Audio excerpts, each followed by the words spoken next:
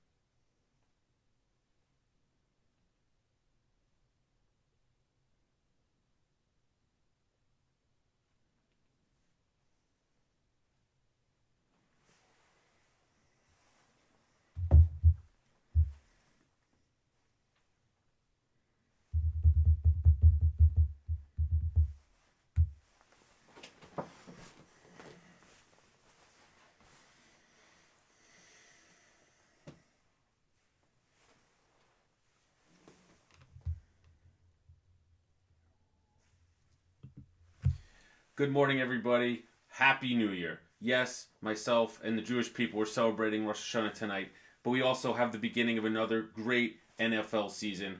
I cannot be happier to join with FANTOM to provide some fantasy analysis this season. My name is Mankuta. I'll be your host on the All Out Blitz for this season. We will touch on everything from fantasy football strategy, gambling strategy, keeper league strategy, waiver wire ads, trade discussions, you name it. The most popular thing about this is going to be the interactivity that you're going to have with me as your host. But let me get to know you guys as well throughout the season. I'm really looking forward to partnering with FANTOM throughout the year. So thank you to those guys for providing this forum for us to interact and make some connections out there and win some money at the same time. So before we dive in, there are some strategies that I have that I always like to advise people on as we're going through kind of a rules to live by thing. Number one, play your stud players. Different strategies between yearly leagues and keeper leagues and DFS strategies. If you drafted a guy like Antonio Brown, there might be 40-mile-per-hour wins today in Cleveland. You're playing him. He's the top wide receiver in the league. You're going to play him. But daily leagues, maybe he's someone to stay away from. He's not the best option today for that budget with 40-mile-per-hour winds and potentially 3 to 4 inches of rain. Same goes for a guy like Mike Evans. You're going to play him if you use the number 1, 2, or 3 pick on him, but there are safer options as the Bucs travel to the Saints with Ryan Fitzpatrick. Yep, that Ryan Fitzpatrick, the guy that was basically out of the league, that played for the Jets, who's basically 45 years old. He's the quarterback for the Bucs while Jameis Winston is suspended. I would stay away from Evans in a daily league, but at the same time, you got to roster him and play him week 1 in your yearly league. That's number 1. Number 2, trust your gut.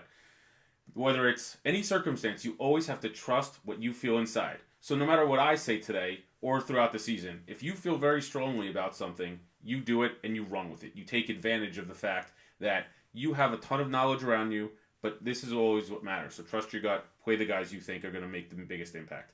The third thing, is it time to board that hype train? Every year, there are guys out there, Jimmy Garoppolo is one of them. Cam Meredith, we'll have some news on him in a second, that have this hype about them as we start a season. Patrick Mahomes is another one. Check their matchups. Every week is a different game. Jimmy G is someone that I love as an ex-Pat, as I'm a Pats guy, but I'm going to bench him today everywhere. I don't love him going up against that Minnesota defense on the road. There are guys like Patrick Mahomes that today, as the Chiefs travel to the Chargers, I think it's going to be a fantasy bonanza, and we'll get into that game in more detail later on. Fourth, exploit the matchups. There are tons of terrible defenses out there and terrible offenses so that you can mix and match your teams. For instance, the Colts today, most of their secondary would not be on a roster around the rest of the league, yet they're starting for the Colts. So what does that mean? Andy Dalton, A.J. Green, John Ross, Joe Mixon, love those plays. Even Tyler Eifert, who's obviously an injury-prone guy.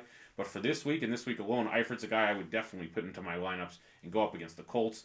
And we'll also touch on some of the defenses to use today as well as we go on. And always think ahead. Next week's another week, but you could always beat your buddies to the waiver wire to pick up a defense. So for instance, next week, where are the Colts going to be playing?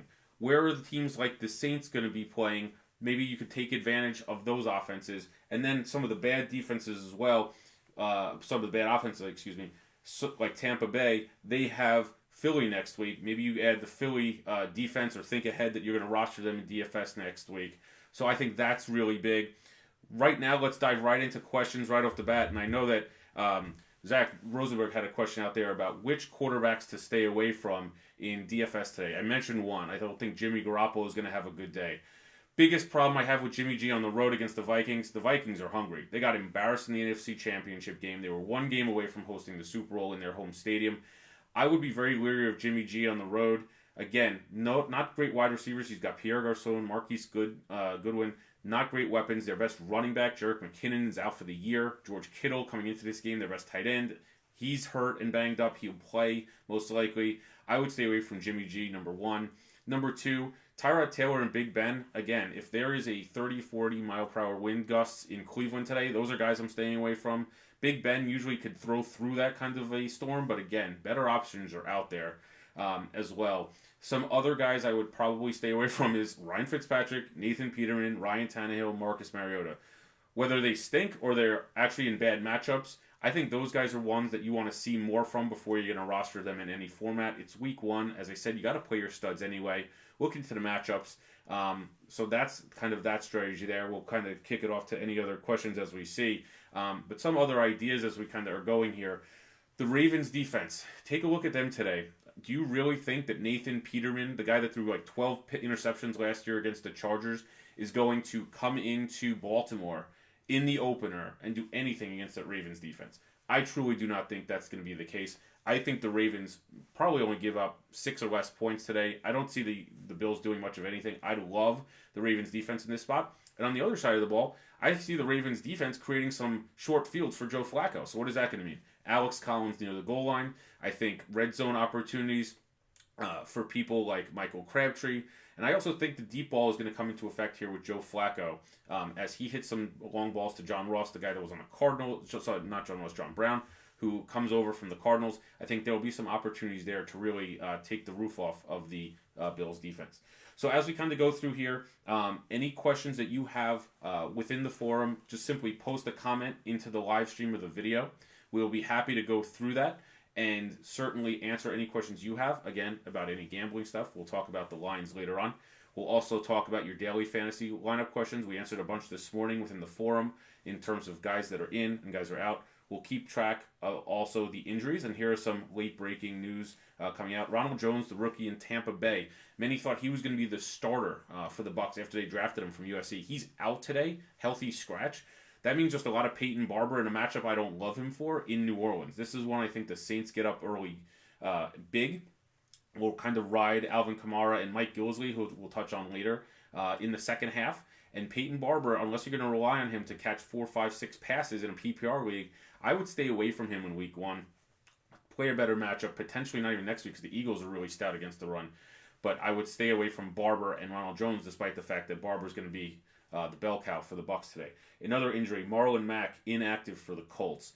Again, going up against the Bengals. The Bengals have an improving defense. I do think that Mac being out of the lineup will certainly help guys like Wilkins and Hines from the Colts, but are you going to really trust one of those guys, both rookies, in their first game? Andrew Luck is someone we'll touch on a little bit later. If you want to stream the Bengals defense, it's not a bad idea. Andrew Luck threw just two passes over 20 yards during the preseason. That's it. So, are you going to trust Luck in daily or weekly? I don't think so yet. He doesn't have that many weapons on offense. T.Y. Hilton's great, but is he going to be able to hit him down the field? Who else is he throwing to? Eric Ebron and Jack Doyle are tight ends. They're not going to go much down the field. I also am very concerned about that Colts running game. But Marlon Mack, who's a guy that many thought would be the starter to enter the year, he's out week 1. Robert Griffin III, he was not going to play today anyway.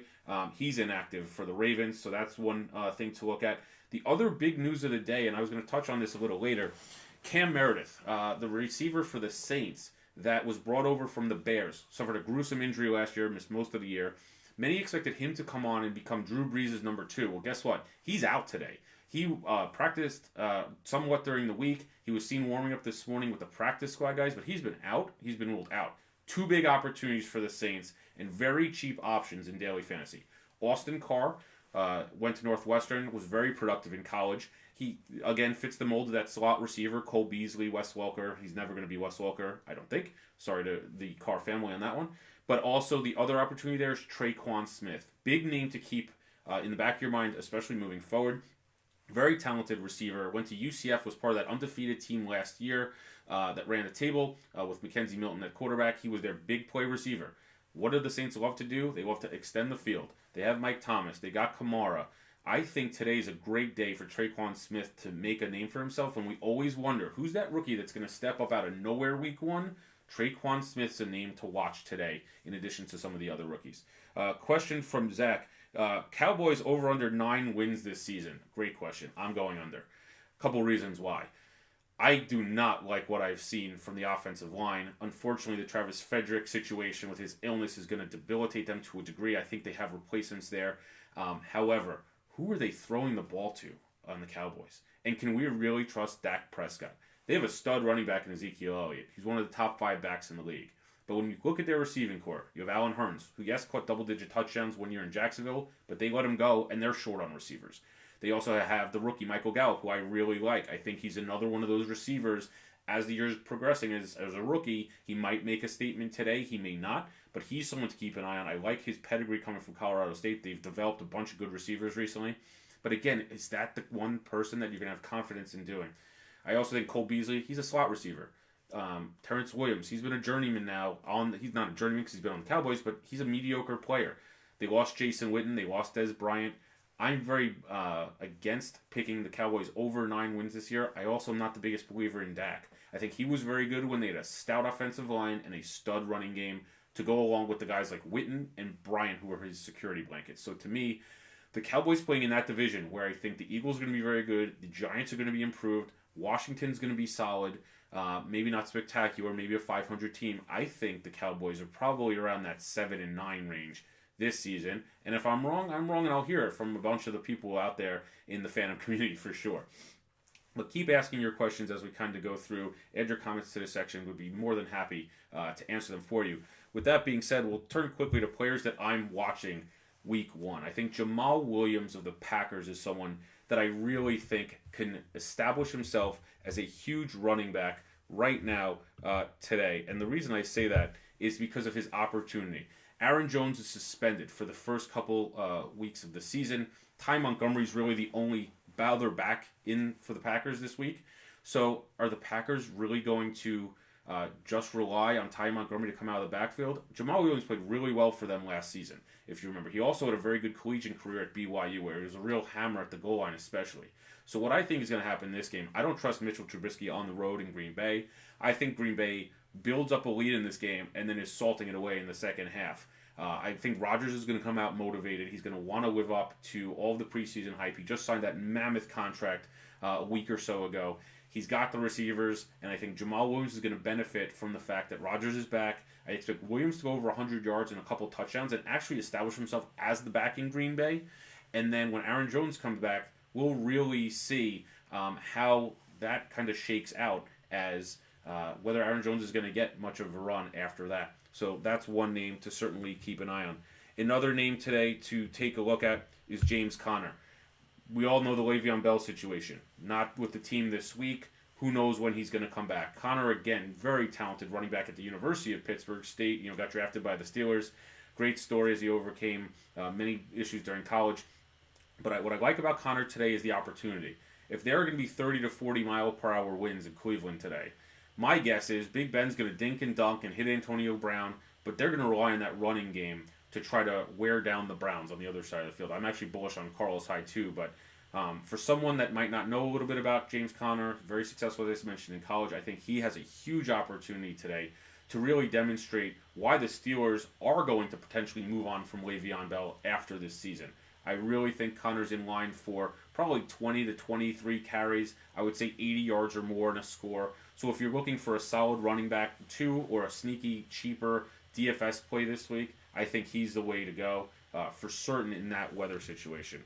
As we kind of look for other players here, Danny Amendola is one that hits home for me. As a Pats fan, I was very upset to see him go. He was nothing but sensational in the postseason. Think of how many big catches he had.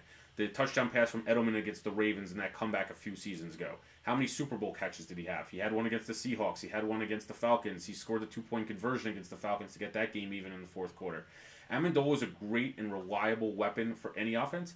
And think about who he's playing with, Ryan Tannehill. Does Ryan Tannehill have much success going deep? Nope. Does he have a real weapon yet at tight end? I know Mike Gesicki, the guy from Penn State, is going to be a good pro, I think. But right now, first game of his career, is he going to be a weapon today? Nope. There's a lot of uncertainty in the backfield. They got Kenyon Drake and Balaj from Arizona State and Frank Gore. Are they seriously going to be weapons against Tennessee, who does have a very formidable defense? Probably not today. So what's Tannehill going to have to do to get the ball down the field? I think Kenny Stills will hit a couple big plays, but I think Amendola is in line today for probably about 10 targets. Devontae Parker's out, so that's a big name to take out of the equation for today. So when I look at it, I trust Danny Amendola today. About 6 catches, 7 catches, 60, 70 yards, potentially a score. Potentially one of my favorites of the day, and he's always been a favorite of mine, is James White. This guy, all he does is produce when he gets in the lineup. Sony Michel is going to be out today. I do think that Jeremy Hill will have a role at the goal line for the Pats. But what I love about White is his versatility. They don't have Edelman. They probably have 2 reliable wide receivers, including Gronk today. So who's going to step up? And James White's the guy for me. In that Super Bowl against the Falcons, he was sensational. 2-point conversions, rushing touchdowns, receiving touchdowns, and the game-winning Super Bowl clinching touchdown. They trust him more than anyone else on that offense, probably outside of Gronk. I think James White is set up here to show everyone in week 1 how valuable he is. I love him as a flex play. He's probably my number 1 flex play when you're obviously taking into account the people that are already in your regular slots. I also think he's a great option in DFS as a running back 2 or a flex play. I would certainly use him with no problem. I also think Case Keenum's a guy we have to watch today. Good matchup against the Seahawks, and I'll say this as to why. Keenum's got 2 weapons. Demaryius Thomas and Emmanuel Sanders have been lost in Denver the last couple of years with their inept quarterback play. So to me, those are 2 guys that are ready to burst out with a better quarterback under center. Keenum, again, is going up against the Seahawks secondary that is no longer the Legion of Boom. They are no longer the team that intimidated people.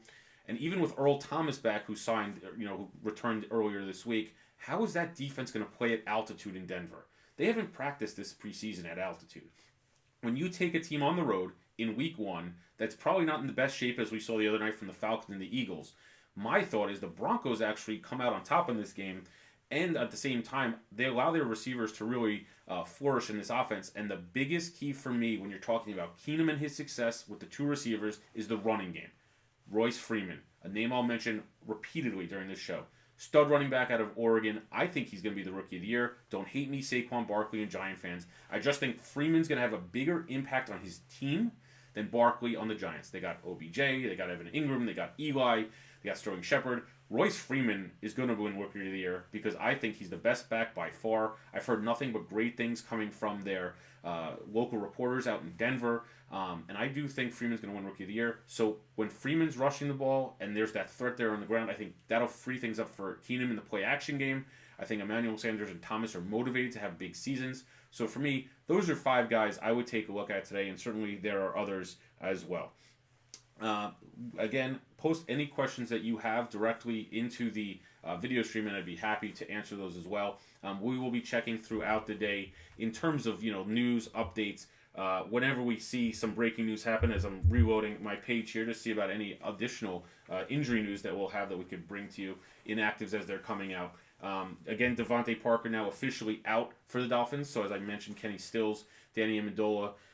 I trend them up a little bit. I like Stills as a wide receiver 3 today. He has that chemistry with Ryan Tannehill from playing the last couple seasons. I think he's a very, he's a very reliable receiver in that he'll probably catch a couple of deep passes. Probably get you anywhere from 7 to 8 points, depending on where you are, whether it's a PPR league or not. Josh Gordon, planning on 20 snaps for Josh Gordon today, according to the latest report. I love Josh Gordon. I think he's immensely talented. I'm really rooting for the guy to overcome all the issues he's had. But in week 1, bad weather, Tyrod Taylor, yes, of course, in one of those 20 snaps, he could break off a 60-yard touchdown and be sensational. And we could all be yelling at me that I made this prediction. But my prediction for today for Josh Gordon is probably 2-3 catches if he's going to play 20 snaps. He'll have a couple of, he'll have 20 to 30 yards. Maybe they'll utilize him in the red zone if they get down there as that kind of a weapon, because Jarvis Landry is a great receiver in between the 20s, in the middle of the field. Antonio Callaway is a big play threat, but are they going to really have the opportunity for big plays today with that weather? So maybe they utilize Josh Gordon on the goal line or in the red zone for fades and things like that to take advantage of the Pittsburgh secondary a little bit. But again, we'll have to see. Other news, Titans, no real news coming out of the Titans. One of the tackles for the Bengals is a healthy scratch, but as I mentioned earlier, I am very bullish on the Bengals today. I'm not the biggest Marvin Lewis fan. I don't think anyone is. But for me, Andy Dalton, someone I'm playing in DFS today, I think he's going to put up 20 points. I think could see him hitting a couple of long balls to John Ross, the second-year receiver out of Washington. I could see A.J. Green having a monster day. Though another guy that could be on that hype train that we talked about before, in addition to Mahomes and Jimmy G, is Joe Mixon. Very talented back that came out of Oklahoma last year. A lot of personal issues while at school. Bengals took a chance on him. He didn't really flourish last year at all. I think this year with Jeremy Hill now on the Pats, and the fact that they've realized that he is a better back than Gio Bernard, I do see that opportunity for Mixon this season. So let's see how he does week 1 against the Colts, a team that he should absolutely decimate. So as we kind of go through there, we've gone through some news and notes as well. What we also can start to touch on as well is some game picks, and I'll kind of go over this first set first with the early games. We did lose the Falcons game on Thursday night, but is that really our fault? I mean, seriously, the Falcons were terrible in the red zone. Matt Ryan threw that really ugly interception in the fourth quarter. Came back. They had how many chances within the 20-25 yard line to score? Couldn't do it. So I'm not taking blame for that. I'm blaming that right on Matt Ryan and that coaching staff. You have Julio Jones. You have a talented back in Tevin Coleman. I'm sorry. You cannot. 2 years in a row now. They did it in the playoffs at Philly. Now they did it in the opener at Philly. Not score. So they lost the game. I get it. But you know what? I'm not going to take the blame for that. Before we go into the other games, I'm going to take a question here. Nick Chubb, Scott Wilk, Nick Chubb is his value this week. I don't see it. Nick Chubb was a very talented back at Georgia. He split carries last year with Sony Michel on that team that should have won the national championship. They, obviously blew it to Alabama in overtime. I just don't see him having much of a role today. I think Carlos Hyde, though, is going to have a really big day. Considering the weather, I think Hyde will probably get 25 or more carries. He's very durable. He's decent out of the backfield. I think Chubb, much like Baker Mayfield at this point, just has to earn his stripes on that offense. Again, if they're going to want to move the ball through the air, they're not going to do it out of the backfield. They're going to do it in short dink and dunk passes to guys like Jarvis Landry, who will move the ball down the field. Again, I'm very bullish on Hyde today. I would say he's a top 10 play, depending on who you have there. I do think, though, Nick Chubb's a guy that was very talented in college. He had one injury-riddled season. Very productive, though, in college. You got to remember something about Nick Chubb.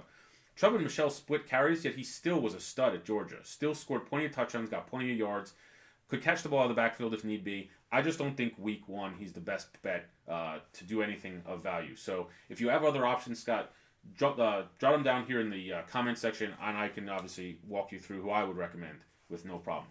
So getting back to our picks, I think Pittsburgh, as I've kind of touched on a little bit today, -4.5. I just can't see them losing this game on the road. The weather concerns me because in these weather games, the total dropped, I think, 5 to 6 points, the overall game total in Vegas, from about 45, 46 to 40. So, again, you're looking at like a 23-17 type of game. Maybe if we're lucky, maybe it's 20-10, something like that.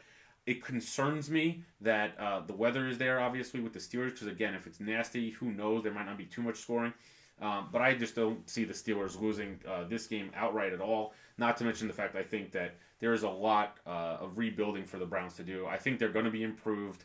I do think they need Josh Gordon to be fully up to speed in the offense. I think they have plenty of new pieces. And so for that reason, I'm going to take the Steelers. The Vikings -6.5. I love the Vikings today. The defense, I think, is going to overmatch Jimmy G and the lack of weapons he has. And think about this for the Vikings. Rock solid defense. Not any issues there. They've actually improved. They have Xavier Rhodes, who's back. He's healthy. He's playing today. And then think about this. They upgraded at the quarterback position. Kirk Cousins is better than Case Keenum.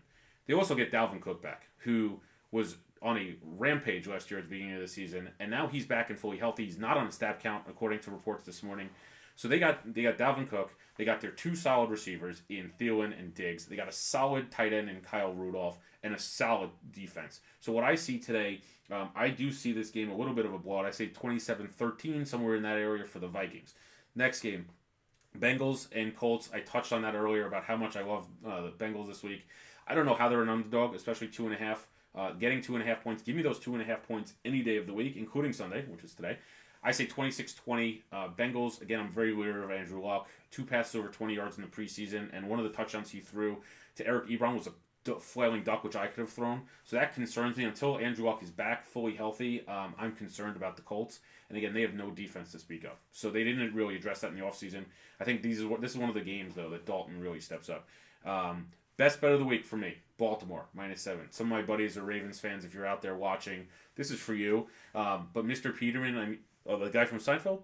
No, not the guy from Seinfeld. The other guy, the quarterback. Yeah, okay. So Nathan Peterman, the guy that threw like 12 interceptions against the Chargers last week, is playing quarterback today for the Bills in Baltimore. I think Baltimore capitalizes on some touchdown, on some short yardage situations where the Bills have turned it over, and they go in. I think Alex Collins is due for another solid season. And again, I think John Brown hits a couple of deep passes from Flacco. Remember, that's Flacco's strength, is hitting that deep ball. When he had Mike Wallace, when he had Jacoby Jones, that's the type of guy he is. And this is a make-or-break season for Flacco. He knows he's got Lamar Jackson right over his shoulder. So it's time for him to step up and deliver for the Ravens now. So for me, it's Ravens big this week. The score I have written down is 23-6. I think the defense dominates. I think you get a good game from Collins, a good game from Crabtree, and we move on. Next game, Giants +3. I think they win the game outright against Jacksonville. Something about this game makes me think that OBJ is about to go off. If you remember a couple years ago when he had that very famous and memorable game and matchup against Josh Norman when he was on the Panthers, Josh Norman got in OBJ's head. It was a coming out party for Norman in how he distracted OBJ and got him off his game. He dropped a sure touchdown pass in that game. I think OBJ is focused. I'm gonna take the bait on this one. He just signed that mega deal. I think he wants to show up the Jaguars. I think the Giants fans here, it's gonna be a sloppy game. It's raining outside. I'm in New York. I think it's sloppy outside in Jersey. I could see the Giants winning a very close game in this matchup. I think it's 23-20, somewhere around there. Key for me, though, in this game, which is being overlooked when we talk so much about OBJ, Jalen Ramsey, Leonard Fournette, and obviously Saquon Barkley's debut, is the Jaguars' receiving core. Marquise Lee's out for the season. They don't have Allen Robinson. He signed with the Bears.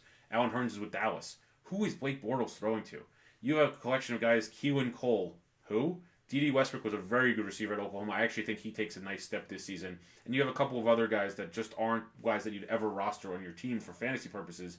And I just don't trust Blake Bortles with what is probably going to be a very amped crowd at MetLife Stadium and a very motivated team for the Giants. We'll jump in. Zach, question about Peterman being the starter. Honestly, I cannot understand what the Bills are doing. You've seen what the other teams with rookie quarterbacks are doing.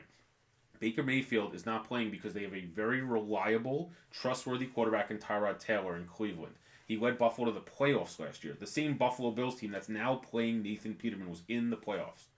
Granted, they didn't score any points against Jacksonville, but Tyrod Taylor is a valuable veteran, and that's why Mayfield's sitting. Same for Josh Rosen in Arizona, where he has Sam Bradford. I think they want to season Josh Rosen. For me, though, when you traded A.J. McCarron, which says a lot about McCarron that he couldn't start over Peterman, and then you're playing Peterman this week, it says a lot to me about their insecurity about putting Josh Allen out there, especially given their offensive line, especially in a matchup week 1 against Baltimore.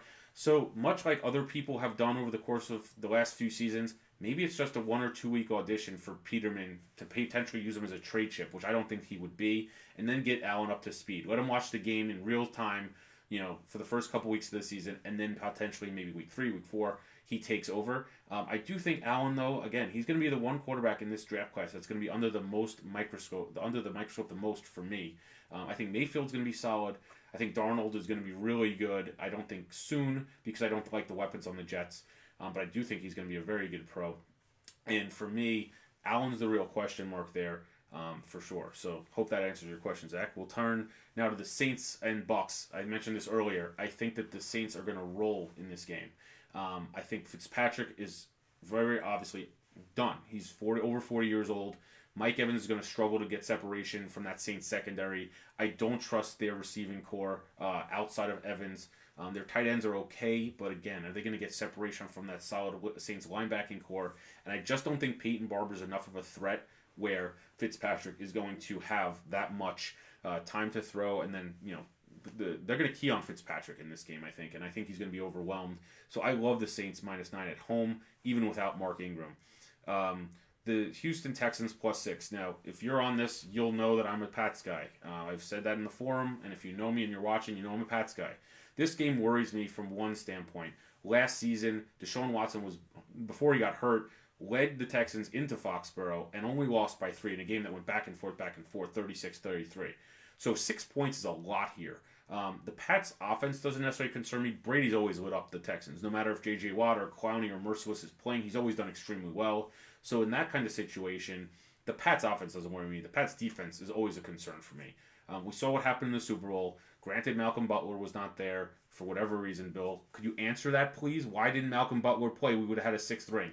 I digress.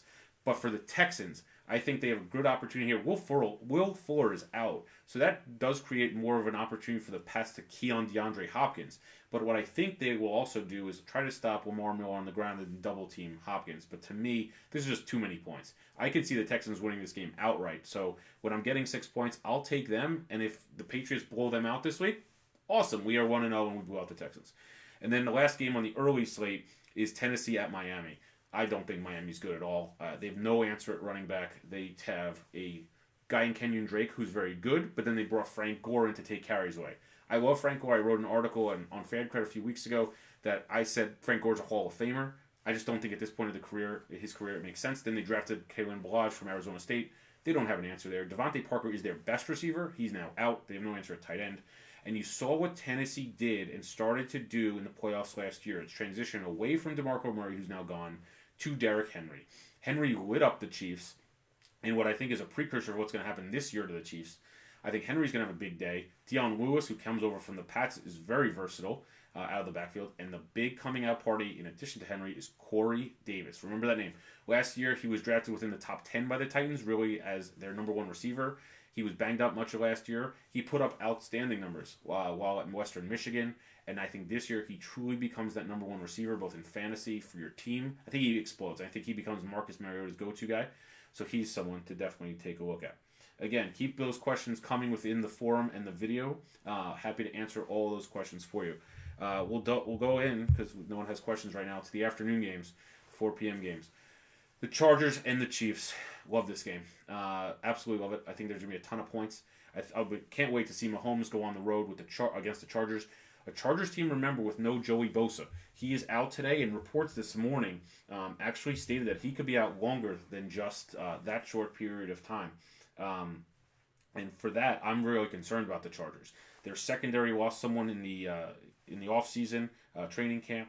Now they have to do without Bosa against a high-powered Chiefs offense. Tons of weapons: Kelsey, Watkins, Hill, Hunt. You name them. So I think, as I mentioned in a preview video yesterday on our site, that this is going to be a fantasy bonanza. So what's a fantasy bonanza? It's when you have 10, 12 guys. No, not 10 or 12 guys, but 6 or 7 guys that all exceed double digits in terms of fantasy points. I think every guy on the Chiefs that I just mentioned, in addition to Keenan Allen, Phillip Rivers, Melvin Gordon, and Mike Williams for the Chargers, all could potentially go over 10 points. I think that this is going to go over the number, but I also think the Chargers just have too much here. I want to see Mahomes go on the road to LA, of all places, where hopefully the crowd's behind the Chargers and not against them. I just think this is a year the Chargers take that step. They're another year older. Keenan Allen's another year healthier after he's missed so much time with injuries. I like the Chargers minus 3.5. Denver, I touched on earlier. I cannot see Seattle going into Denver in Mile High with that altitude and winning. I'll take the Broncos minus 2. Dallas and Carolina. I know a lot of Dallas fans out there. You won't like this pick. I, again, am very down on the Cowboys offense. If the Cowboys offense still had a playmaker receiver and maybe still had Jason Witten, and he wasn't doing games for ESPN, I'd be all for the Cowboys in this game, because I'm not a big Cam fan either. But give me Cam at home. I think Christian McCaffrey is one of those hype train guys that we'll touch on in a little bit. I think he's going to have a big role today. I like DJ Moore, the rookie receiver, to take a step forward. And Devin Funchess was a guy that, under the radar last year, really took a step forward and became that number one receiver for the Panthers and potentially a wide receiver 2 or 3 for your fantasy team. So give me the Panthers minus 2.5. Green Bay and Chicago. I love Aaron Rodgers. He's back. Yes, he's digressed a little bit the last few years, but he's back. He's healthy. I think he wants to make a statement.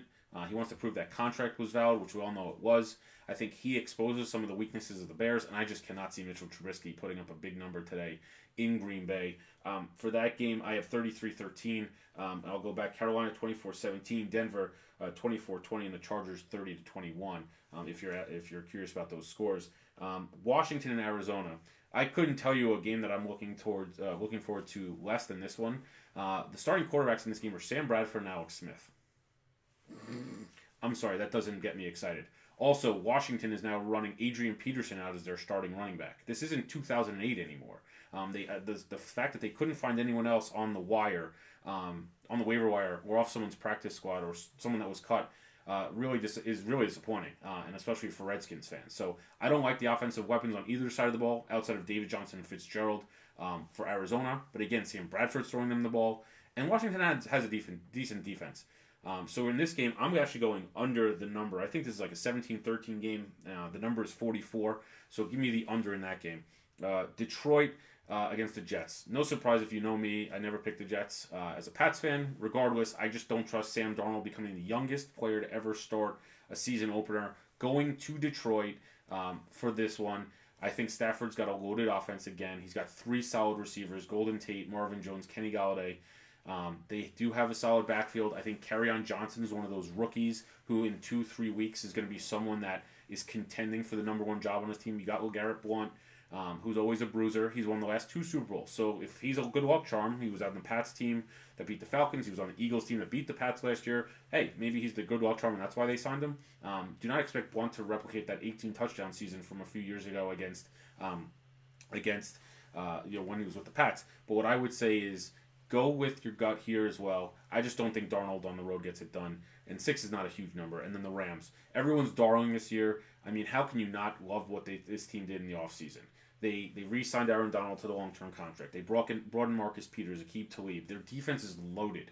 And you're telling me that the Raiders, following the team basically being divided over the Khalil Mack trade, is going to step up on Monday night and beat that Rams team, which was so impressive last year? Now they in Brandon Cooks, who's better version of Sammy Watkins. You got Robert Woods, who's still there. You got Cooper Kupp and Todd Gurley.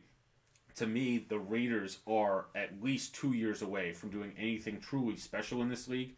I think Gruden's divided that locker room already. I think Derek Carr, without having Crabtree, who is a more consistent receiver than Amari Cooper, has to now learn to work with Jordy Nelson. I think Marshawn Lynch is done. So to me, this is a game where the Rams roll, I would say 33-20. Those are our game picks for week 1. Certainly drop me any thoughts you have, and we're happy to talk you through them. We have a comment here. Do you think there's anything to the rift between Brady and Belichick? No. I think that this is an overblown story that year after year gets more and more attention. But I also read this morning, according to a report, that Brady's trainer, Alex Guerrero, is now going to be included more on team flights and allowed in the facility more. At this point, you have to do everything in your power to appease Brady. When Brady leaves, and whenever that happens, the franchise will need to address their quarterback situation really quickly. Belichick, on the other hand, maybe there's a Josh McDaniels who wants to ascend to that title, and maybe he's learned enough from Belichick at this point. But to me, until the Patriots don't win the division and don't get a 1 or 2 seed and don't get back to the Super Bowl, I think it's 8 straight seasons of being in the AFC Championship game at this point. They're used to winning. And got to remember something. Early in the season, September, Belichick and Brady and that organization, unlike everyone else in the league, takes it as an extension of the preseason. They work on things. They try things out. They try different schemes, formations, plays. And that's why the suspension to Edelman at the beginning of the season isn't going to impact them as much, because even if they start off 2-2, and they have a really rough schedule to start as they go to Jacksonville week 2, even if they start 2-2, I wouldn't be surprised if they then go on to finish 13-3 or 12-4, easily win the AFC East, get a top seed, and even if they have to go on the road in an AFC Championship game at Jacksonville, at LA, wherever you want to put them, I think they win that game. They're my pick, obviously, as a Pats fan, to come out of the AFC.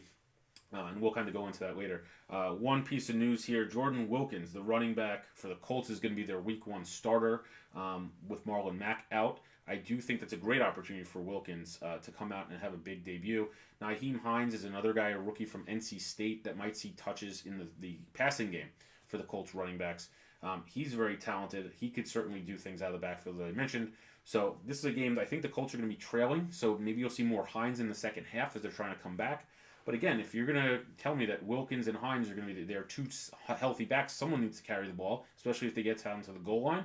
I do think that Wilkins will be that guy on the goal line. So if you're looking, again, for a cheap option at the goal line for the Colts, he's the type of guy that you would look for.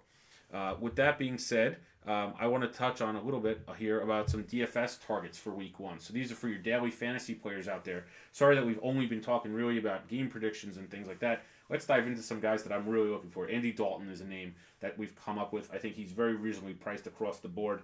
He's someone I'd take advantage of. Another name out there, especially for those owners that are looking for a sneaky flex play or a cheap running back play in daily fantasy, is Mike Gillislee of the Saints. Again, remember something. He was the Pats running back last year that in the opener against Kansas City, I think scored 3 touchdowns. No one thought that this guy, with all the other talent that New England had on their running back depth chart last year, was going to score 3 touchdowns in the opener. Well, guess what? Mark Ingram is no longer there, at least for the first couple weeks of the season for the Saints. Kamara's amazing out of the backfield. They got tons of weapons with Thomas and the other receivers that we mentioned earlier. But if you're looking for a vulture tight end guy that could probably come in at very cheap salary, Gillislee's a really solid bet. They just signed him last week after the Pats cut him. So expect Gillislee, I would probably imagine, to get 8 to 10 touches, goal line touches potentially, and I think he's a very valuable piece for your team today. One guy that is a target of mine across the board because of the bonanza potential is Keenan Allen. You got to remember something. No Eric Berry potentially today for the Chiefs. And the Chiefs secondary isn't good at all. So I think Keenan Allen, being Phillip Rivers' top guy, he's going to get tons of targets. I would expect 12 to 13, 14 targets for Allen. I think he goes over 100 yards. He gets in the end zone. I love him despite his higher price in DFS. He's one of those guys you're going to pay up for and then save the money on a guy like Dalton or one of these running backs which we're discussing. Another guy, Danny Amendola, I mentioned him earlier. I love his potential today. If you're looking for a cheaper wide receiver to fill out your wide receiver spot, I think his salary is probably around $5,000, $5,100 on both DraftKings and FanDuel. And in your leagues like that, you got to roster him if you're looking to save some money at that wide receiver 3 position. Tight end position. There's 3 guys I have listed here that I think all can be savers for you if you don't want to spend the money on Gronk or Kelsey. First one is Jimmy Graham. Don't forget about Jimmy Graham. It was a sensational career. When he was with the Saints, he wasn't healthy a few years ago. He played much better last year in Seattle. I think he's going to be reinvigorated this season in Green Bay. No real running game to speak of outside of Jamal Williams. So who's Aaron Rodgers going to throw to? You got Devontae Adams, who you're going to play. Randall Cobb, okay, let's see how he comes back from injury. No Jordy Nelson. I think Jimmy Graham today is one name to keep an eye on. I think he gets 5 to 6 catches, 60 yards. Maybe he's a red zone target. He gets a score. Number 2, Tre Burton. Love this guy. Killed the Patriots in the Super Bowl last year. He's been a target monster in the preseason and limited action for the Bears. Love what Matt Nagy's going to do long-term for the Bears in terms of developing Mitch Trubisky and then bringing Allen Robinson and some of those other receivers into the fold. But I think today, Trubisky on the road in Green Bay is going to need that safety blanket. That guy is Tre Burton. He's priced pretty reasonably across the board, so I'm going to go with him. And Delaney Walker, he's a name that I'd actually stay away from. I have him in my yearly league. I'm going to play him because he's a top 5 tight end. But in daily, he is coming off a toe injury. So let's use another option. You could save money there and going with Tre Burton. So for DFS, those are some of my targets. And defense, let me talk about defense real quick. This is one of those weeks where you can manipulate and exploit the matchup and pay up for that defense. Usually, you might want the Rams or the Ravens or someone like that. Oh, sorry, the Rams or the Jaguars or someone like that. This week, it's the Ravens for me and the Saints for me. Those are the 2 options I'd go with. We've talked about this on repeat today and this morning. You know why I want those 2 teams. Another question from Scott. Kelvin Benjamin over Cole, Jordy, or Galladay. Just have a hard time trusting anyone. Yeah, well, those names aren't great. Just kidding. Kelvin Benjamin, supremely talented, but again, you cannot play anyone outside of LaShawn McCoy with Peterman under center. And today against the Ravens defense, I wouldn't even play McCoy if I had any other options. I think Keelan Cole is going to get a ton of opportunity today, getting targets from Blake Bortles. He'll be their number 1 guy against the Giants. So to me, big opportunity for Keelan Cole today. So I would go for that in that situation. So he's not a bad play. Jordy or Galladay. Let me say this about Galladay. There's a lot been written about him preseason, about him playing in 2 receiver sets over Marvin Jones. I actually took him as a keeper in my league. I'm not playing him today. I want to see how he performs and how that nets out. So he's someone I would certainly stash. Do not drop him. Keep him on your team. And then the other piece is Jordy Nelson. Jordy Nelson, again, I just want to see the chemistry between him and Derek Carr there in Oakland. He lost a step a little bit last year. It appeared that way. But again, you got to remember something. He had no Aaron Rodgers for much of that season. So for me, the 2 choices are Cole or Jordy. If you're looking for targets, you're in a PPR league, I would go Cole. I think he was targeted the 7th most times at the end of last season towards the final month or so. I'd go with him this week and roll with that. So, Scott, hope that answers your question. And for anyone obviously out there that has more questions, certainly bring those up to us. So as we kind of get here, we're about a half hour from kickoff now, which is unbelievable and extremely exciting, as you could all imagine. We're going to talk a little bit about the hype train, which we kind of touched on a little bit earlier. And here's 5 names to me that jump out of people that are all over the radar this year in terms of what people predict for them. Jimmy G, Patrick Mahomes, Christian McCaffrey, Saquon Barkley, and Royce Freeman. I'll give a little bit on each. We've obviously talked about these guys a little bit. Jimmy G, love him. Ex-Pat, love the guy. Sexiest quarterback in the league, outside of Brady, of course. But Jimmy G this week is not someone that I'm going to roster. I think long-term he's going to be a sensational quarterback. In keeper leagues, I'm that guy that's keeping Jimmy G for certain. But this week, I'm not going to roll with him. Pat Mahomes, Louis Riddick on ESPN is one of those guys that's all over Mahomes. He's going to lead them to the playoffs. He's going to win the division. I think he's going to be really good, but I also think he's got that gunslinger mentality that, for every 2 touchdowns he throws, he's going to throw in a bad interception. I think having Tyreek Hill on that team is a really good weapon for him to have, as he can throw the ball really deep to him. He's got Kelsey and Sammy Watkins, who obviously was disappointing last year for the Rams given what they did last season. But I like Mahomes a lot. I'm really bullish on him. One guy that I'm not as bullish on is Christian McCaffrey. He's got a lot of pub this offseason. He's going to be our bell cow. He's going to catch 6 or 7 passes. The bottom line is this. Christian McCaffrey, if you're in a non-PPR league, he's someone I'd stay away from. First of all, can his small frame keep him healthy the whole season if he is that bell cow back? I don't think so. The Panthers also brought in C.J. Anderson. He's a goal line back if I've ever seen one. He's going to take touches away. And who's the other weapon at the goal line? Cam Newton. So, if McCaffrey's not going to score from the red zone, and he's going to be fully reliant on catching passes, are you going to be able to feel safe having him be your number one running back, or even using him in DFS until we see what's kind of going on there? So to me, I'm going to stay away from Christian McCaffrey.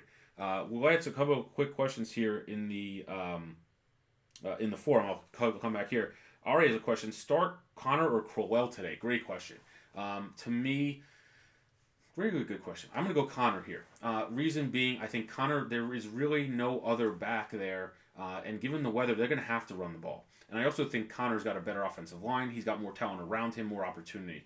To me, I am very worried about Darnold, who I think is going to be really good, going on the road, week 1, Monday Night Football, against Detroit, new coach, new optimism there. You got to remember something. The Jets have no weapons outside of Robbie Anderson for Darnold to throw to. I don't trust anyone else on the team. I don't trust Terrell Pryor, Jermaine Kearse if he actually plays. So for me, the weapons around James Conner, Antonio Brown, and Juju Smith-Schuster, and the tight end that they have going today, I like Connor in that role today to put up double-digit points. I don't feel as comfortable with Crowell. He'll certainly see the majority of carries for the Jets, but for this week, I'll take Connor. Howie, no, the Jets will not go 16-0. I don't think they'll go 0-16. If you wanted my firm prediction for the Jets this season, I think they probably go 6-10. I think that there will be a couple games that Darnold will win on his own. I think there will be a couple games that he loses on his own. They'll probably win a couple of those close games that might not have gone their way last season. But I don't see them exceeding six wins for this season. But again, you're not looking at this year if you're a Jet fan. You're looking at next year.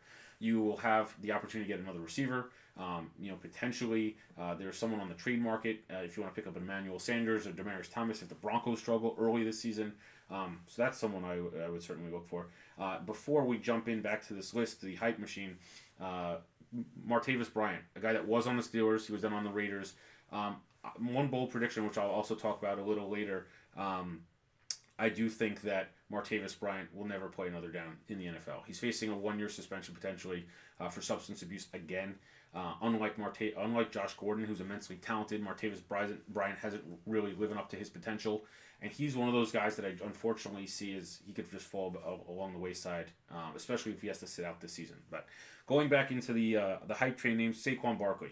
I love Barkley. He's very versatile. I heard Coach Shermer on the radio this week potentially saying that Barkley might return punts or kicks. I think that's a bad idea considering that's just another way for him to get hurt, and you'd want to obviously leave him to catch passes out of the backfield and be the bell cow for the Giants.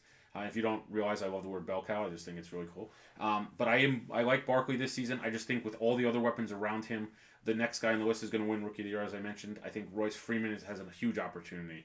Devontae Booker is a very marginal, talented back. He really didn't impress last year when the Broncos basically gave him the job in place of C.J. Anderson. He didn't impress this offseason. That's why they drafted Freeman. That's why Freeman broke out in the preseason this year. So for me, Freeman's the type of back that I think can be in a good system for 4 or 5 years and really excel. And Barkley's going to be a sensational pro. He's been a sensational citizen. You've seen the behind-the-scenes things. I think he brings a great element to the Giants that they've lacked for many years. They tried with Jennings. They tried with a few other running backs. I just think Barkley is the type of guy that, there's a lot of debate here in New York about whether they should take the quarterback or take the running back. I think they made the right choice. I think Eli has a couple good seasons in him left. And again, you're not going to have to worry if there's a free agent quarterback that's out there. Who would you rather go play for than a very reputable franchise like the Giants, who have Barkley and Beckham and Ingram and Shepard and everyone else on that team, and the team's committed to winning. So even if Eli has only 1 or 2 more years, the free agent classes in the next couple of years are good enough that they could find someone there or within the draft. So I'm very bullish on Saquon Barkley for his career, obviously. But these are guys that are on that hype train. certainly for this week one. Go back to some more news and notes from around the league. I think Gillislee, as I mentioned, is a play to keep an eye on, especially if, and I'll go back to it, Cam Meredith for the Saints out this week. Very surprising, actually, because people were writing him up as a breakthrough performer for the Saints, especially in that offense. So I think down at the goal line, you're going to see a lot of Gillislee today. But here's another thing that I would love to touch on here as we're about 25 minutes from kickoff. Get excited. We're almost there. We're almost through the offseason. And I don't count that Thursday game as the offseason. But things to look forward to for next week. And this is what I was touching on earlier. Look at the matchups that are going to be the most beneficial for your team so you can get ahead of the other owners in your league on the waiver wire. So some things to take a look at. Number one, next week, the Colts play the Redskins. So just as I said that Alex Smith and Josh Doxson and Jordan Reed and Adrian Peterson aren't good plays this week, I would look at next week as an opportunity to go against that Colts secondary. And a guy like Doxson, if he stays healthy this week, that's been his biggest bugaboo. Can he stay healthy? I would really look to Alex Smith as a streaming option next week, and I'd consider Adrian Peterson. He's probably on your wire. He's probably drafted because he is a starting running back. I would recommend going with him next week, but picking him up and stashing him or trying to acquire him for next week. Another thing to take a look at, Philly at Tampa Bay next week. The Tampa Bay offense, again, under Fitzpatrick, is not going to do anything special. So next week, again, they're going up against the Eagles defense, which, as we saw Thursday night, is very solid. So you're going to play Mike Evans, but again, Peyton Barber, if you can get anything for him early season, he's going to struggle. And for the Eagles, in that sake, I think they're going to have a huge day as well. So I would go there for sure. Another matchup to take a look at next week, Chargers and Buffalo. Yuck for the Bills again. I think maybe Bosa's back. Maybe he's out a couple more weeks, but I think that's the week the Chargers defense, you'll play them. And I also love Phillip Rivers. Hopefully the weather is not snowing yet in mid-September for a Buffalo home game next week. But I love the Chargers in that spot. You got a great game between Kansas City and Pittsburgh. I think, all things considered, if the weather is good, you're going to see that point total exceed 60 next week between the Steelers and the Chiefs. I think both of those offenses are solid. Maybe Le'Veon Bell's back. Maybe he has an epiphany and he comes back. I do think, and something I should have mentioned earlier for the Steelers, Ari, when you had a question about Connor versus Crowell, and as we talked about earlier with the weather, I think the Steelers are of the mindset right now that they want to show up Le'Veon Bell. They want to tell Le'Veon Bell, this is what you're missing. We don't need you. You've heard a little bit about that this week in their locker room. So maybe there's that extra motivation to cover the 4.5 points, which they're probably not looking at, but really put a hurt on the Browns and make Le'Veon Bell want to join them as well. So I think that's one to certainly keep an eye on. Pats and Jacksonville next week. If you know me as much as anyone else does here, Pats Jaguars is a great game. I'd actually be this worried about playing Brady next week. You saw what Jacksonville did to them in the playoffs. Granted, there was no Edelman. There's going to be no Edelman next week. Let's see how Brady does today against the Texans. But if you had another viable option, maybe it's Eli Manning. Maybe it's Nick Foles against that Tampa team. Maybe it's Alex Smith. That's something we'll touch on next week a little bit in terms of Brady going up against Jacksonville's defense. But that's a great game next week. And I'm sure the Jaguars are going to be pumped up for that game. And I'm sure Jalen Ramsey is one guy that will certainly be making noise. Chirping away. Another interesting game next week, 49ers at Lions. Yep, that's the Jimmy G, Matt Patricia Patriots revenge game. I don't know what that really means. But I think Patricia knows the strengths and weaknesses of Garoppolo. I do think that's a better spot to play Garoppolo in Detroit. Let's see how they play against the Jets this week. But that's just an interesting storyline. And Baltimore and Cincinnati, sneaky good game. I think Baltimore wins today, as we mentioned, against the Bills. I think the Bengals go on the road today against the Colts. So if both teams are 1-0, which team is going to step up and challenge, the other Pittsburgh in that division? Is it going to be Baltimore or Cincinnati? One of those teams may be 2-0 after next week, and I really think there's an opportunity there. We'll check a little bit about how they come out of this in terms of their fantasy implications for next week, but I certainly think that that's something to take a look at. So getting back to the board here, certainly any questions that anyone has, I'd be happy to answer them. One name I want to also touch on for the daily fantasy targets for this week is Doug Baldwin. He's someone that I've got a bunch of questions about offline. I think Baldwin's a name to keep an eye on because of two reasons. One, he had that preseason injury. He's back now. They say he's okay to play. He's also going to get a ton of targets. There's really no one else on the team that I'm worried about. I don't think Brandon Marshall's a concern. I don't think Jaron Brown's a concern. Their running backs, Chris Carson and Rashad Penny, unproven guys, really, especially Penny, who's now a rookie. So how are the Broncos going to be able to muster coverage on Baldwin? That'll be interesting to see. But if you're in a PPR league or you're playing on DraftKings or FanDuel, I think Baldwin's a good bet today to probably see 12 or 13 targets from Russell Wilson. If he catches 7 of them, he's going to exceed 80 yards. And again, in the red zone, he's extremely talented in the red zone. He scored against the Pats in the Super Bowl in the red zone, if you can remember back a few years ago. And I think he's a really good option for Russell Wilson. I do think this is a lower scoring game, as I said. So we will really take a look on that. Thoughts on Evan Ingram's value from Howie? Love that, Evan Ingram. Hold on, gotta take a quick drink. Great question. Evan Ingram. I think moving forward after this week, I want to see how he does this week. If you're in a year league, you're playing him. Without question. He's very talented. I think daily leagues, though, you got to stay away from him this week. Remember, he's just came out of concussion protocol. The Jacksonville Jaguars have a very solid linebacking core, as we know. He might not get open down the field. He might not be able to have that space in the middle of the field. So to me, this is a week that if you're playing DFS, there's other options there. As I mentioned, Tre Burton, Jimmy Graham are out there. I would stay away from him this week there. Yearly league, you're going to play him. I think that a lot of his success this year is going to come from the concentration on OBJ, the emergence of Shepard, and obviously Barkley. So I do think he's going to be there long term. Let me just go back for those that just joined us into some of our game picks for this week. I'll run through these real quick. I don't take blame for the Falcons' loss. I blame that all on Matt Ryan and the offensive coordinator. Terrible play calling down the stretch, second year in a row against the Eagles. I think the Steelers in that rainstorm potentially in Cleveland. I haven't checked the weather yet in Cleveland, but last I saw it was going to be really bad. I'll take the Steelers. Love the Vikings against Jimmy G. Give me the 6.5. Happy to do that. The Andy Dalton-led Bengals. Love them in this spot. Baltimore is my best bet, -7. The Giants, I think they're excellent this year. I think they take that step up. I really do. I think that the momentum of the OBJ signing, bringing Barkley in, the resurgence of Eli, I think the Olivier Vernon injury is going to hurt them a little bit in the running game, especially today against Leonard Fournette and a talented back, but I don't think it's going to hurt them much in their pass rush. I just don't trust Blake Bortles. If it's as sloppy as I saw this morning out in Jersey, I do see that as being a problem for him. He's not used to playing in that kind of condition. Remember, he went to Central Florida. He's obviously played in Jacksonville. Give me the Giants there. Outright. I think that's going to be an outright win for the Giants. I love the Saints by double digits today. Texans, I think too many points against the Pats. I think they're going to play a very close game. Titans, -1. I just don't like the Dolphins at all.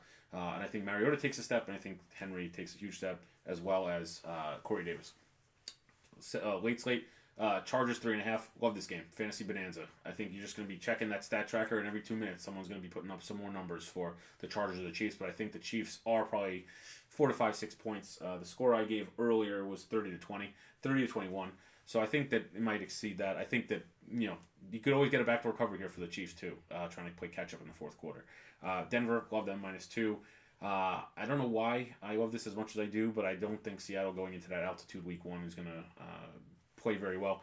Carolina, Green Bay, the Washington, Arizona under, because again, I don't like the quarterbacks there, and I just don't see them, either of those teams, putting up many points. Detroit and the Rams tomorrow night. So please, we have about 17 minutes left before kickoff. I'd love to be able to answer more questions for you as we kind of get going here. So anyone that has questions about college football, we could certainly touch on college football. Some impressive performances yesterday, some real duds. I don't know if anyone was out there watching late night last night. Florida State, almost lost to Samford, not Stanford in California, Samford in Florida. Their quarterback threw for almost 400 yards, Samford's quarterback. So this really bodes well for that Syracuse audience out there, as the Seminoles travel up to Syracuse next week to take on the Orange, who are 2-0, and Florida State should be 0-2. So very interesting things there. You also will see on our site throughout the week, I will be providing the college picks as well. Last week we were 10-4, great opening to the season. This week we're 8-6, so hey, we're still profitable, right? We had some really ugly losses, but then we had some really great wins. Today, 2 overs. Thank you to the Hawaii Rainbows, Rainbow Warriors last night, who, after dark started at midnight last night. They covered their 60 whatever it was points. Their quarterback now has 3 straight games of over 4 touchdowns accounted for. They're now 3-0. Great story there. And we also have Houston, a potential first or second round draft pick at quarterback, the Eric King of Houston. They crushed Arizona yesterday. So thank you for getting that over. And we'll certainly have our week 3 picks for college football probably midweek this week. And our NFL picks, obviously, we hope that we get off to a better start than we did with the 0-1 start from the Falcons. I have another question here from Marshall. Thanks for reaching out. Jack wants to know if Aaron Rodgers is going to have a monster game tonight. Well, Marshall, tell Jack, who I'm assuming is your son. Actually, I know he's your son since my wife's his godmother. That Jack and his favorite cousin Jake are both going to be rooting for Aaron Rodgers tonight, and he's going to put up a huge number. To me, Rodgers is on a mission this season to prove that contract is worth it. Not to mention the fact that he's healthy. Not to mention the fact that he wants another ring. I think that's why they invested in him. Is they expect him to bring another ring to Green Bay. I do not see the Packers slowing down against the Bears. I think Trubisky makes a couple mistakes within his own territory, so short fields for the Packers to kind of come in. I do think that Green Bay puts up a 30 spot tonight. So to me, Rodgers obviously is a must play. If you're going to use him in daily fantasy, I think that's a great investment. He's one of those guys that you just have to pay up for. Him, Drew Brees. This week, I think the Ravens' defense is there. Maybe Todd Gurley tomorrow night against the Raiders. You can certainly say week 1 is the week where you can really take advantage of some of the pricing of some of these players. We don't know what some of these roles are going to be. Maybe Mike Gillislee goes off again for 3 touchdowns like he did last year for the Pats, now for the Saints, and his number is going to skyrocket. So if you think the Saints are going to have a lot of possessions inside Tampa's 20, and you think Gillislee is going to get those carries, he's a great option to save the money and then pay up for Rodgers. So to me, Rodgers is a great play tonight. Certainly, and he's here on the screen because there's a fan in my house of Rodgers as his second favorite quarterback. So happy to answer that question for Mr. Jack. Any other questions that we hear as we wrap it up? We're about 14 minutes from kickoff. I've been refreshing the news here. Nothing else has really jumped out at me prior to kickoff here. Certainly happy to answer more questions as we look forward. Next week also, I think we're going to have very similar formats, so you guys can come prepared with your questions. Happy to answer the gambling questions as well. If anyone has questions about any of these game spreads and why I feel a certain way, happy to answer those as well. And again, the other great thing about the Phantom site is we have people in local markets that are always producing content to give us a better sense of what's going on around the country. So we have experts in Dallas and Kansas City and Denver, and we had someone streaming this morning in Cleveland. We had 2 guys from Dallas watching the game the other night between the Falcons and the Eagles providing commentary. Tons of great content. Go to watchphantom.com or obviously check out the Facebook page. We love to obviously share the content with everybody. Next week we also will be producing more content, as you will see, like individual game previews, I think, as well, for the Outlook. So if you can't join the show on a Sunday, you can certainly get it during the week. And the other amazing part about the forum is it's 24/7. Now, I'm not going to answer you at 3 o'clock in the morning, but you could certainly leave me a comment within the fantasy forum, and I will get back to you. If you have a question about your waiver wire, if you have a question about someone sent you a trade, how would you do? Would I do it? Should you do it?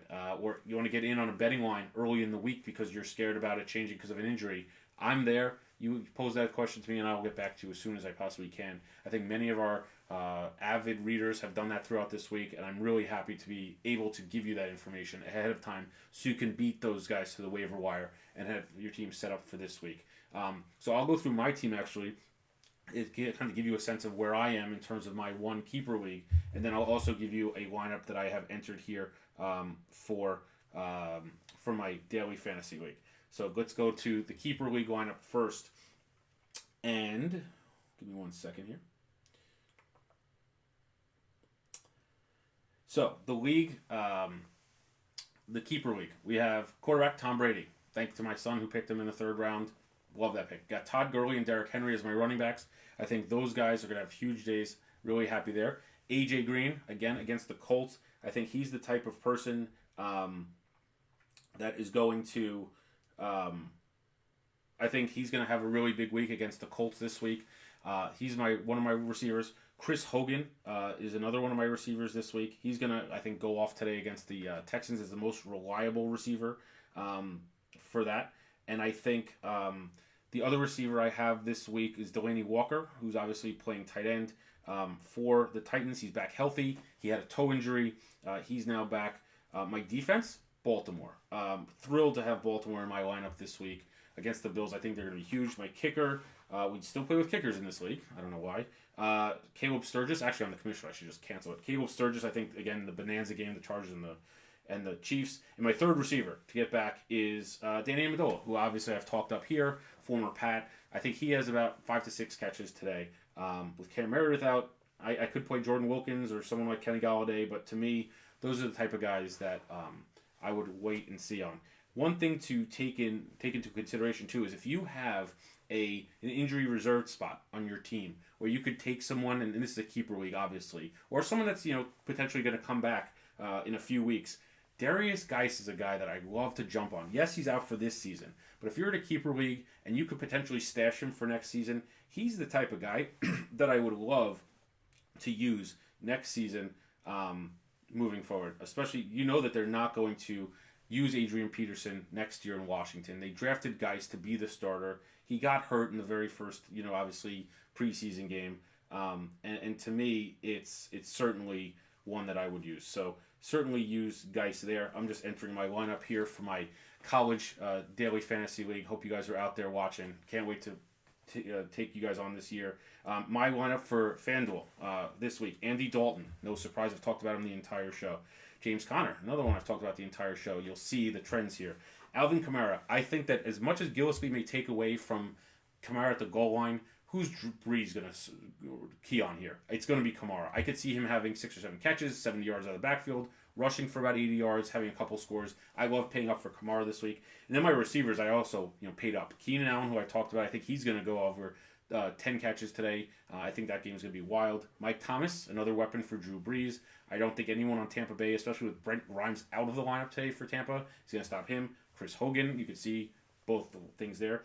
My tight end, Tre Burton, who I certainly touched on earlier. I think coming over from the Eagles, now in a scheme with Matt Nagy that's going to really bolster his outlook. I do think tough matchup against Green Bay, especially with Trubisky, but he's their safety blanket. And I think what we saw in the preseason is going to carry over. 6 or 7 catches, 60, 70 yards, and maybe a score. And then the last 2 people on my team, Royce Freeman as my flex. I think he's going to have a huge day today against Seattle. And then my defense is the Saints. I don't have any belief in Ryan Fitzpatrick. I have no belief in anyone in that offense outside of Mike Evans. So to me, the Saints in the Dome, home opener, I think they roll today, and I think they probably get a defensive score because I don't think Fitzpatrick is going to be able to keep the ball out of their hands. So that's one that I will certainly stay with. If there's any other questions, we have about 9 more minutes before kickoff. I can't wait to go upstairs, turn on the Red Zone channel. I actually have a quiet house right now to myself, so I'll be watching for a little bit. I'm really excited to get this season going. So if there are any other questions out there, certainly jump on the line and let us know as we go forward. And certainly, again, rules to live by. I'll touch on this again. We'll touch on it real early in the show. You got to play your studs. You got to. You drafted them for a reason. You want to be successful. These are the guys that are going to produce for you. Week in, week out, you got to play them. DFS is a different strategy when you can pick guys every week, and that's the appeal to that game, certainly. Trust your gut. Again, Scott or Marshall, whoever, Ari, who all sent in great questions. If you have a feel one way or the other, Crowell or Connor or Nick Chubb or whatever, Nick Chubb, let's not play him. Go with your gut, because I don't want you hating me because I gave you the wrong advice, but at the same time, usually what you feel in here is what's going to make you feel most comfortable when you edit and get that lineup in before kickoff. The hype train, we talked about that. How's Jimmy G going to do today? Patrick Mahomes. Kenny Galladay was a name that came up earlier. I love Galladay. He was a great player at Northern Illinois. He starred last year in the preseason. Marvin Jones might be on his way out if they have a tough early start to the season. Or Golden Tate might be on the trade block. A team like the Pats might be wanting to pick one of those guys up. So Kenny Galladay is certainly a guy to stash. Then we have the matchup exploitation. We've talked about that ad nauseum this morning. One of the biggest keys every single week, whether it's daily fantasy or yearly fantasy, is to exploit those matchups. One way or another, you're going to have, depending on which format you're in, the opportunity to rank your players and go with that strategy. That's why I had Dalton and A.J. Green. That's why I had Kamara, Thomas, and the Saints defense. And next week, as we look ahead again, I certainly think the Chargers offense. So if you want to try to budget Rivers and Allen or Rivers and Gordon or Washington potentially, let's see how Alex Smith performs today, or Jordan Reed if he stays on his feet. Jordan Reed's a guy, I meant to touch on him a little bit earlier. He's an extremely talented tight end. Extremely talented, but he can never stay on the field. If Jordan Reed ever stayed on the field, with a guy that's as consistent as Alex Smith, he's a big play waiting to happen. Remember something with Alex Smith. His tight end in San Francisco was Vernon Davis in his prime, and Vernon Davis in his prime was solid. In Kansas City, his tight end was Travis Kelce. Very good player, understood, but Kelce got his numbers with Smith throwing him the ball. So to me, if Jordan Reed's healthy, Jordan Reed's going to get production. He's the one guy on that team that's a game breaker. I don't think Doxson is because he's never healthy, and the rest of the receiving core and running backs is certainly not. Chris Thompson's an interesting name, but again, he's coming off an injury. How much is he going to actually be involved in the offense? Can Alex Smith get him the ball? Very interesting dynamic there. But again, next week, that's a matchup to take a look at. And then remember something else, right? We're 5 minutes to kick off here. We're very excited. Pats at Jaguars next week. If you have Patriots, and Chris Hogan aside, because I think he'll get his, and Gronkowski, you have to play him.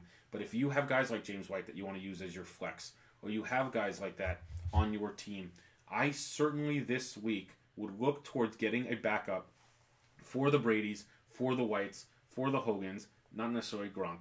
And the reason is, do you really trust them going up against Jacksonville next week? To me, that's a very risky proposition. After what we saw last year in the AFC title game, again, I think that Brady will throw a couple touchdowns. But if there's an opportunity out there to add a Nick Foles, to add an Alex Smith, we'll see. Everything changes week to week. There are going to be 5 or 6 injuries today that really impact your title race, moving forward. So to me, it's go play your studs this week. Let's regroup early this week, and we'll move forward. I think throughout the day today, we'll be online. We'll be checking in, giving updates, injuries, guys to recommend as they get hurt and go out of the game. I'll be locked into the Red Zone channel until it's time to go celebrate the other New Year for me and my family. But we're really excited to be back here. And remember, throughout the week, any question, day, night, afternoon, you post it, I'll answer it. Don't go to the ESPNs or the Roto Worlds. I'm the guy that's going to give you that answer very quickly and beat your other owners to the table or get your bets in on time. So we have about 5 minutes left, 4 minutes left actually. Any other questions, certainly let me know. Hopefully I didn't bore you to tears, and we do this again next week. Love doing it. Love being part of the Phantom team. Thanks to Zach and the team over there. And we really look forward to analyzing this going forward. And again, for my bets here that I had and posted today, you could go to watchphantom.com. Those are posted there for all my game picks. They're also on the Fantasy Forum site, so you can go either place and then use that. Use any of those picks. Those lines were taken probably Thursday when I wrote the column, and that's what I want to be consistent across the board. So some of those lines have shifted here and there. But again, any of those questions, you reach out to me on the forum. I'll be on there all day answering questions there, as well as doing it through here. So for those that are still watching, we appreciate it. Hopefully, we did well for you guys today. We get some wins, get some money. And certainly let us know how we did, ways to improve the show. We are not an ESPN in terms of production value, so I don't have as many fonts and graphics and charts and videos. But anything we could do to potentially increase that, let us know. Anything that's helpful. We have 3 minutes to kick off. I'm trying to relaunch the news and notes here. It doesn't look like there's anything really breaking from kickoff here. If there's something out there, certainly tweet it at me throughout the day. But with that being said, we're a couple minutes from kickoff. I want to get in front of the TV to watch. I appreciate everyone today coming out and answering those questions.